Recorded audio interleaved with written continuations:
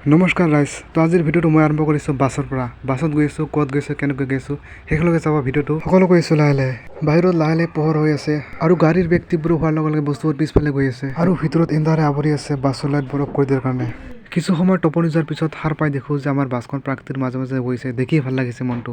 আৰু বাহিৰত পোহৰ হৈছে অলপ কিছু সময় অহাৰ পিছত বাছখন ৰখিলে নাজানো ক'ত বা ৰখিলে কি জানে আৰু এনেকৈ গৈ থাকোঁতে ৰাতিপুৱা হৈ সূৰ্য আহি দেখা দিলে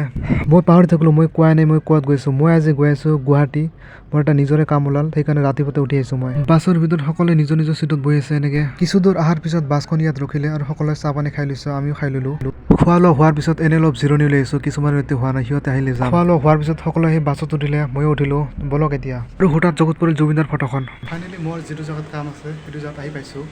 প্ৰথমতে কাম কৰি লওঁ তাৰপিছত আপোনালোকক কৈ আছোঁ ঠিক আছে ইয়াতে মোৰ কাম আছিল